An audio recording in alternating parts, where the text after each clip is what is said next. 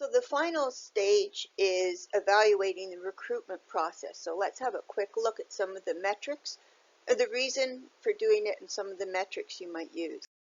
So if we think about recruiting as a process, we really want to know if that process has been successful and if there's areas where we can improve it. Because as Peter Drucker said, you can't manage what you don't measure. So there's a whole bunch of different articles out there that sort of go through what some of the key pieces are, but let's use this framework of 6 different areas that we want to explore as how we look at some of the metrics. So first of all, the quality of the hire. I mean, if we're going to go and hire somebody, we want to make sure we're hiring high quality people. So we can measure things like first year attrition. We can look at performance evaluations to see how well people are doing in their new jobs. We can talk to the hiring managers to find out how satisfied they are with the hires that have been made. And we can also talk to the successful candidates to determine how satisfied they are with the job that they've accepted. The second one is the time to hire. So how long does it take to fill an empty position? But just remember that this one can vary significantly, and two major things is what's going on in the labor market. So it might have just taken a day to fill a general laborer's job a couple of years ago. Now it's taking a lot longer. And also, it depends on the position. So for something that has very unique requirements, sometimes these job searches can go on for more than a year. I know that at one of the colleges I was working at, we were looking for a new president for over a year. So what are some of the things that we want to look at? Well, how long does it take to find candidates? What's the time from the beginning of the process to when we start to hire? We might want to look at the different stages in the recruitment process and time those out. And then we also might want to measure how long does it just take to get the whole ball rolling, the time to start. Of course, the cost per hire is really important because we want to know how much we not only want to hire great candidates, but we want to do it in a cost-effective manner. So we might want to measure the internal costs. So how much are we paying for recruiters' salaries?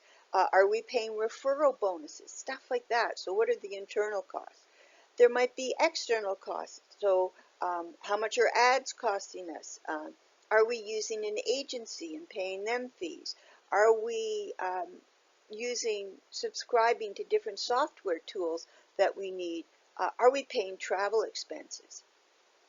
We might also want to look at the cost per recruitment channel. So a channel being a method of trying to attract candidates. So LinkedIn versus social media versus whatever. And also we can do a general cost per applicant.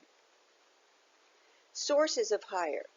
So when we go out there and we're letting people know that we're looking for somebody, we want to make sure we're using a really good channel. So we can look at the number of applicants that we're getting for each channel or source that we're using. And we can also look at the number of hires per source. And those are two really important things.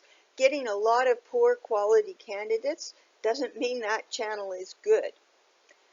So we want to figure out what's the source of the best candidates, how effective each channel is, and how much they are costing. Now, we need to be thinking more about diversity, and does our recruitment process encourage diverse candidates to apply? So we might be measuring things like the conversion rate of candidates from different identity groups.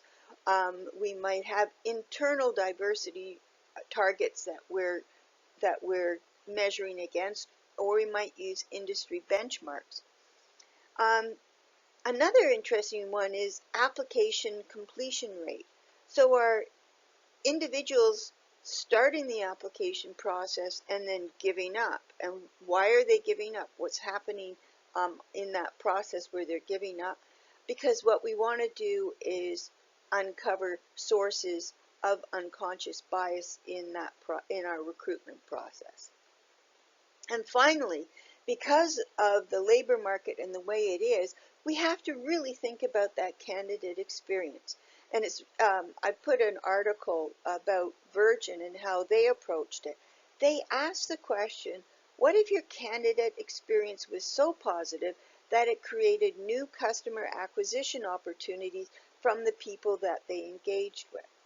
Okay? And so what they were finding was that when they had a negative experience, candidates were actually canceling their Virgin accounts. So there's a whole bunch of opportunities to survey candidates to find out about their experience.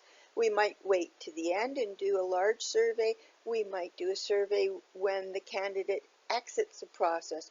Or we might have a bunch of small micro surveys at key points in our recruitment process. And the difference with a micro survey is that it's just a couple of key questions that we're asking. If you want to find out more about key metrics that can be generated, this is a great source. It goes through 21 different metrics and how you actually calculate them, so you can have a look at that. And then the final question is, what metrics should Aisha be using for her search?